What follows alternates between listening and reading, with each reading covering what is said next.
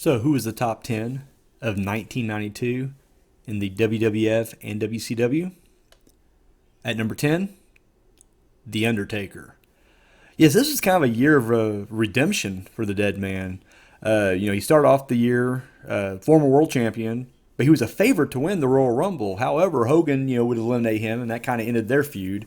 But it was after the Rumble, his friend and mentor Jake the Snake Roberts betrayed him, turned on him, and these two would clash at the WrestleMania, which Undertaker would win after he dropped Roberts on his head on the goddamn concrete.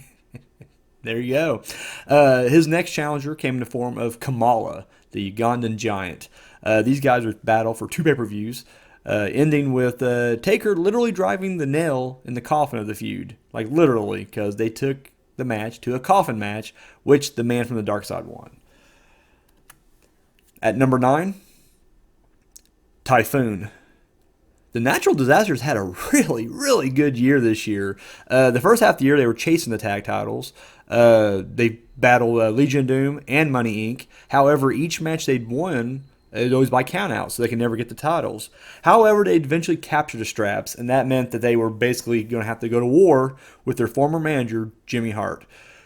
So they spent the remainder of the year feuding with Hart and his tag teams, Money Inc. and the Beverly Brothers. Yeah. But hey, they kept the titles in the end. Number 8, Earthquake. I literally just went through the natural disasters climb here, so, moving on.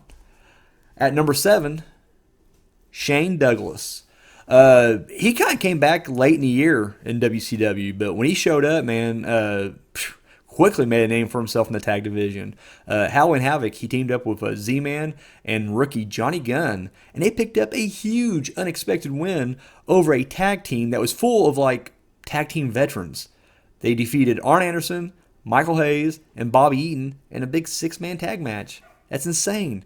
And shortly after that, he would team up with Ricky the Dragon Steamboat, and the two would actually win the Unified World Tag Team Champions. At number 6, Barry Windham. So, in the beginning, he was ambushed by the Dangerous Alliance, and they ended up breaking his hand in a car door. So the only thing he had on his mind after that was fucking revenge. So he took the fight right to him. He would team up with Dustin Rhodes, and they had many battles with the Dangerous Alliance. They headlined Wrestle War as part of Sting's Squadron, defeating the Deadly Alliance in War Games. And then next, him and Rhodes decided to try to go after the NWA World Tag Titles. At the Great American Bash, they actually competed in the tag tournament, and they would defeat, Alliance members Stunning Steve Austin and Ravishing Rick Rude, and the Japanese team of Hase and Hashimoto. However, in the finals, they got stopped by Dr. Death and Terry Gordy. But within a couple of months, they would actually pick up the Unified World Tag Titles, but they would eventually lose them. And that was when we started seeing a change in Barry Windham's attitude. It didn't take long before he would turn on Dustin Rhodes, and they started feuding. He would also kind of briefly team up with Flying Brian there for a minute. To end the year, he actually would advance to the finals of the Battle Bowl at Starrcade. However, he did end up losing that Battle Royal. At number 5, the Great Muta.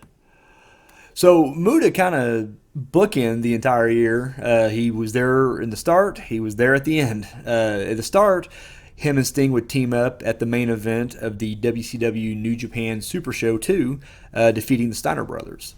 When he came back later in the year, he pretty much, he warned everybody. He put everybody on notice. He's coming after him. And at Starrcade, he had 3 matches. His first match, he would win the Lethal Lottery tag match, easy for me to say, to advance to the finals of the Battle Bowl.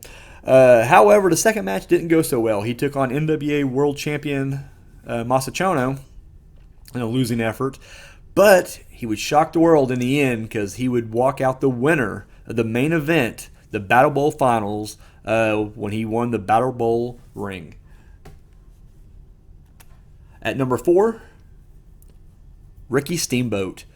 Yeah, he spent a majority of the year feuding with Rick Rude. They was battling for the U.S. title. We saw these two battle inside War Games, which Steamboat would win, and then their feud finally came to an end at Beach Blast when Ricky Steamboat took on Rick Rude in a 30-minute Iron Man match. Steamboat then, after he finished that feud, he would actually go on to team up with Shane Douglas, and the two would win the Unified World Tag Team Championship. This is actually Steamboat's fourth appearance in the top 10. This is his first appearance since 1987.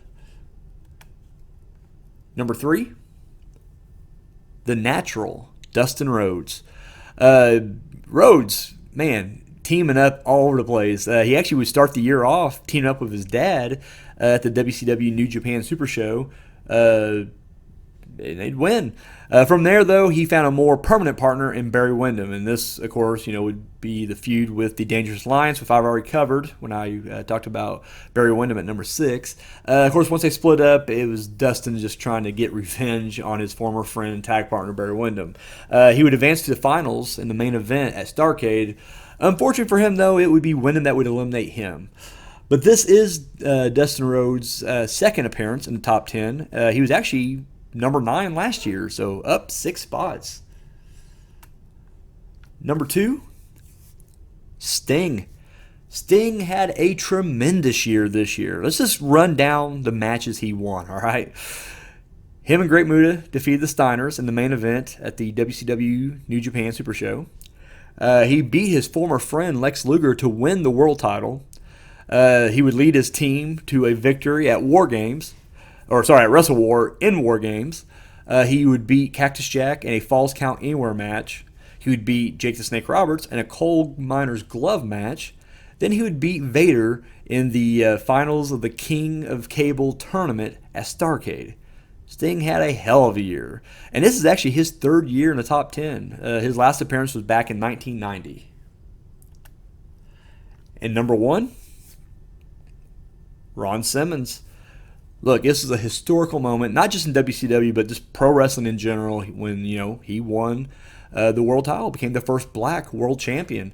He had a fantastic year. He was undefeated in pay-per-views completely, which is why I edged him out over Sting. He was feuding with Cactus Jack. He would come out, the victor of that. That feud actually saw him mix it up with Abdul the Butcher, Mr. Hughes, and the Barbarian. But you know what? He would go on to win the world championship, and you know what? Hey, he deserves it. Number 1.